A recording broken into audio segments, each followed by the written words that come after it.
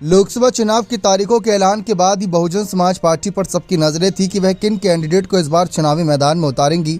जैसा कि नगर निकाय चुनाव और विधानसभा चुनाव में उन्होंने मुस्लिम प्रत्याशियों पर ज्यादा दाव लगाया था, इस बार सबकी नजरें थी कि क्या इस बार भी लोकसभा चुनाव की लिस्ट कुछ ऐसी ही रहने वाली है। शुरुआत में 5 कैंडिडेट्स जो पांचों के पांचों मुस्लिम के तौर पर सामने आए, फिर सबने कहा कि इस बार भी मायावती मुस्लिम कार्ड बड़ा खेलती नजर आएंगी, लेकिन इस बार सोशल इंजीनियरिंग का ध्यान रखा जा रहा है। बसपा ने भले ही अब तक अपने आधिकारिक सूची जारी नहीं की उम्मीदवारों की, लेकिन वो एक एक कर हर सीट पर पार्टी प्रभारी घोषित कर रही है जो बसपा के प्रत्याशी होंगे। इस लिस्ट से साफ है कि मायावती सिर्फ इंडिया गठबंधन ही नहीं, एनडीए के लिए भी परेशानी खड़ी कर रही हैं। बसपा ने अब तक प्रत्याशियों के तौर पर जिन प्रभारियों को घोषित किया, इनमें से 5 सीटों पर मुस्लिम, 5 सीटों पर ब्राह्मण, 3 पर दलित, 2 ओबीसी और एक जाट चेहरा शामिल किया गया है। इसी लिस्ट पर नजर डालें तो मायावती ने जहां 5 सीटों पर मुस्लिम प्रभारी देकर सपा कांग्रेस के वोटरों में सेंध लगाने की कोशिश की, तो वहीं 5 सीटों पर सवर्ण प्रत्याशी के जरिए एनडीए की राह में भी रोड़े अटकाए हैं।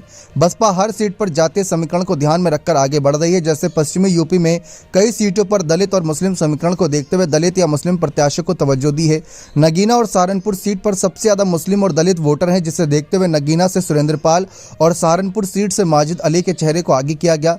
किराना में मायावती क्षत्रिय श्रीपाल राणा पर दाव चला रही हैं, तो वहीं जिसके जरिए दलित मुस्लिम के साथ सवर्ण वोटरों का सामाजिक समीकरण बनाने की कोशिश है, क्योंकि इस सीट पर हिंदू और मुस्लिम आबादी बराबर है। आगरा में दलित वोटर बड़ी संख्या, इनमें भी सबसे ज़्यादा जाटव वोटर हैं, जहां से बसपा ने पूजा जाटव पर भरोसा जताया।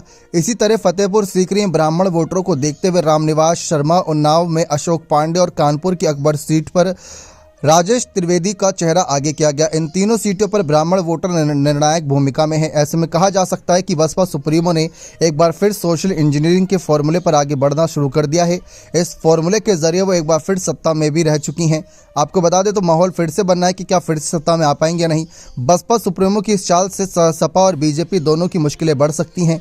इसका एक उदाहरण 2022 के विधानसभा चुनाव में भी देखने को मिला था, जब मायावती ने ऐसे चेहरे पर दाव चला जो कई सीटों पर सपा की हार की वजह बने। इसी तरह सवर्ण प्रत्याशियों को आगे कर मायावती इस बार एनडीए को भी बड़ा डेंट लगा सकती हैं। लेकिन फिलहाल इन सब समीकरण के आधार पर क्या मायावती सत्ता हासिल कर पाएंगी या नहीं, ये देखना दिलचस्प रहेगा। बने रहें चैनल के साथ। बहुत बहुत धन्यवाद।